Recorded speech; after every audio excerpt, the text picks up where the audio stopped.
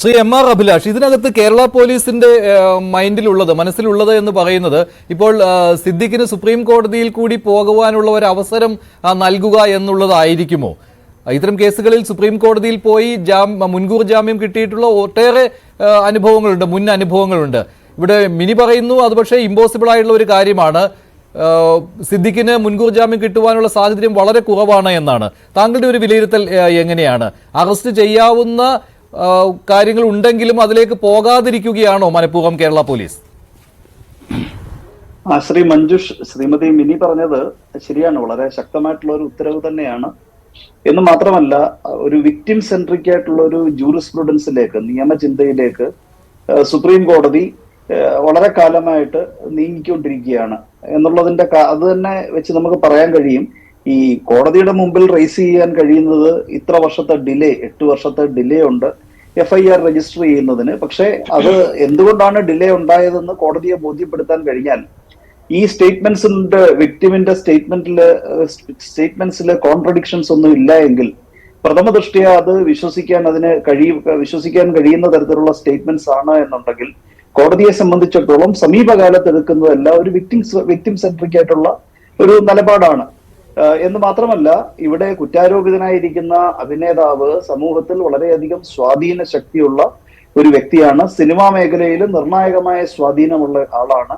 അപ്പൊ അങ്ങനെ സ്വാധീനമുള്ള ഒരു പദവി വഹിക്കുന്ന ഒരാളെ സംബന്ധിച്ചിടത്തോളം ഇങ്ങനെ ഒരു വ്യക്തിയോട് ഇങ്ങനെ പെരുമാറുക എന്ന് പറയുമ്പോൾ, അല്ലെങ്കിൽ അതൊക്കെ കോടതികൾ വളരെ ഗൗരവകരമായിട്ട് തന്നെ കാണുന്നതാണ്. പ്രത്യേകിച്ചും ആന്റിസിപ്പേറ്ററി ബെയിൽ ഡിനൈ ചെയ്യുന്നതിന് ഒരു കാരണമായിട്ട് ഒരു പൊസിഷൻ ഓഫ് ഇൻഫ്ലുവൻസിൽ ഇരിക്കുന്ന ഒരാളാണെന്നുണ്ടെങ്കിൽ കോടതി അതിന് വളരെയധികം വില കൊടുക്കുന്നുണ്ട്. അങ്ങനെയുള്ള ഒരു സാഹചര്യത്തിൽ അന്വേഷണത്തിൽ ഇടപെടുവാനോ സാക്ഷികളെ സ്വാധീനിക്കുവാനോ ഒക്കെയുള്ള സാഹചര്യങ്ങൾ എല്ലാം കണക്കിലെടുത്തുകൊണ്ട് തന്നെയാണ് കോടതി ഉത്തരവിടുന്നത്. പക്ഷെ ഇവിടെ ഈ 8 വർഷത്തെ ഡിലേ എന്നുള്ളത് കോടതിയുടെ മുമ്പിൽ റേസ് ചെയ്യുന്നുണ്ടാകും, കോടതി പരിശോധിക്കുന്നുണ്ടാവും.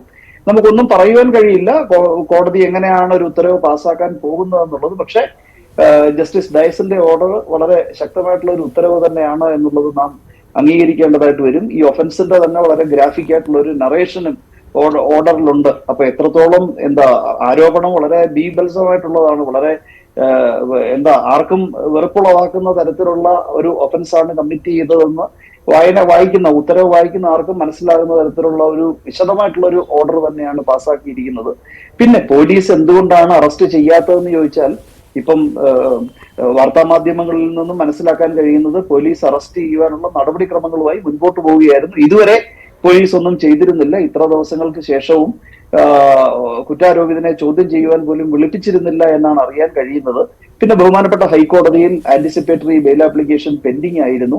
അപ്പൊ ബഹുമാനപ്പെട്ട ഹൈക്കോടതി അത് തീരുമാനിച്ചത് കൊണ്ട് ബഹുമാനപ്പെട്ട സുപ്രീം കോടതിയിലേക്ക് അങ്ങനെ ഒരു വ്യക്തി പോകുന്നതിന് മുമ്പ് എങ്ങനെയെങ്കിലും ഞങ്ങൾ അറസ്റ്റ് നടത്തി ആ സ്പെഷ്യൽ ലീവ് പെറ്റീഷനെ ഇൻഫ്രക്ച്വസ് ആക്കുക, ആ ഹർജി നടപടിയെ അലസിപ്പിക്കുക എന്നതാണ് ഒരു പോലീസിന്റെ ഉദ്ദേശമെങ്കിൽ അതിനകത്തൊരു യുക്തിരാഹിത്യമുണ്ട്, ഒരു നിയമപരമായിട്ടുള്ള ഒരു അനൗചിത്യമുണ്ട്. അദ്ദേഹത്തിന് സുപ്രീം കോടതിയെ സമീപിക്കാൻ അവസരം ഇല്ലാതാക്കുന്ന തരത്തിൽ ഒരു ബോധപൂർവമുള്ള ഒരു വേട്ടയാടലാകരുത്. കാരണം ഒരു നിയമവ്യവസ്ഥയിൽ ഇപ്പോൾ ഇവിടെ ഹൈക്കോടതി എന്ന് പറയുമ്പോൾ ഫസ്റ്റ് കോർട്ടാണ് ബെയിൽ ആപ്ലിക്കേഷനുമായിട്ട് അദ്ദേഹം പോയിരിക്കുന്നത്. അപ്പൊ ഹൈക്കോടതി തീരുമാനിച്ചു കഴിഞ്ഞാൽ സുപ്രീം കോടതിയിലേക്ക് പോകുവാൻ അനുവദിക്കാത്ത തരത്തിൽ 6 മണിക്കൂറിനുള്ളിൽ അറസ്റ്റ് ചെയ്യണം, അങ്ങനെ ഒരു നിർദ്ദേശമൊന്നും ഹൈക്കോടതിയുടെ ഉത്തരവിലില്ല. അപ്പൊ അങ്ങനെ തരത്തിലൊരു ജസ്റ്റിസ് എന്ന് പറയുന്നത് അതൊരു പ്രതികാരമാകരുത്, വേട്ടയാടലാകരുത്. അപ്പോ കോടതിയുടെ ഉത്തരവ് പാസ്സാക്കി കഴിഞ്ഞു കഴിഞ്ഞാൽ വിതിൻ മിനിറ്റ്സ് അറസ്റ്റ് ചെയ്യണമെന്നില്ല.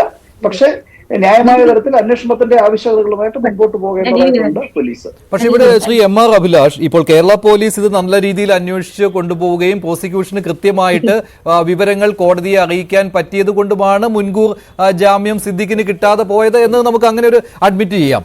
പക്ഷേ അതിലും മറ്റൊരു കാര്യം എന്ന് പറയുന്നത്, ഇതിൽ തെളിവുകൾ വളരെ പ്രധാനപ്പെട്ടതൊന്നാണല്ലോ.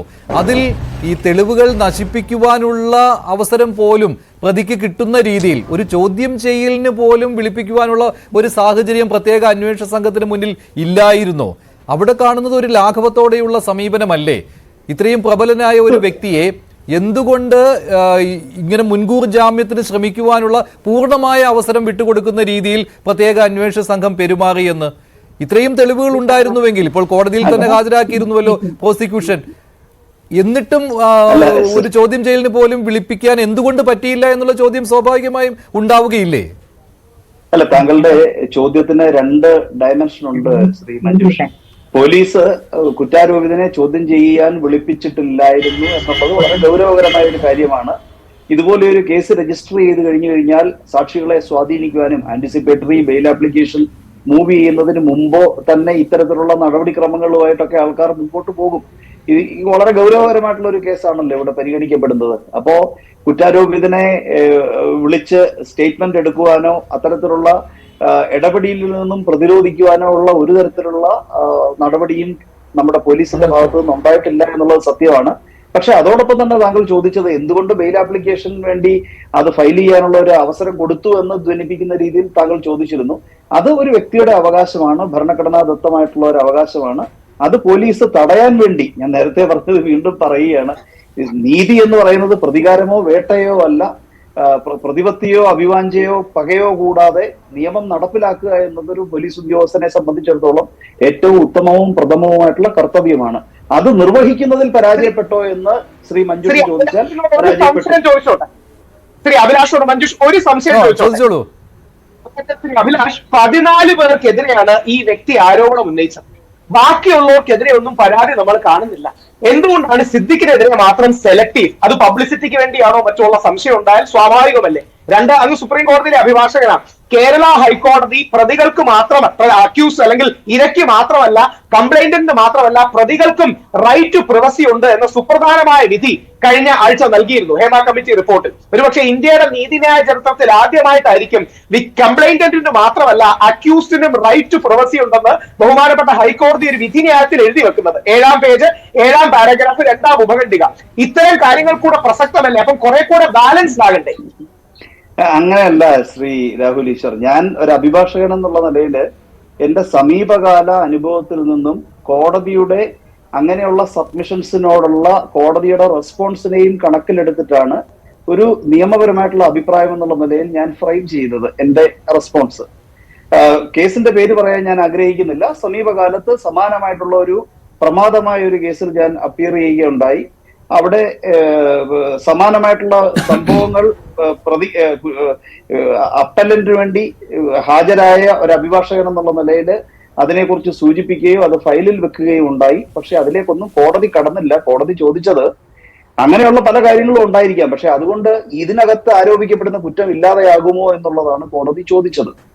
അപ്പോ ഒരു വ്യക്തി വളരെ ഹൈപ്പത്തറ്റിക്കലായിട്ട് വേണം പറയുന്നത്, ഇവിടെ ഇരയെ കുറിച്ചുള്ള ഒരു പരാമർശമല്ല, വളരെയധികം സംശയം ഉളവാക്കുന്ന തരത്തിലുള്ള പല ആരോപണങ്ങൾ ഉന്നയിച്ച ഒരു വ്യക്തിയാണെന്നിരിക്കട്ടെ.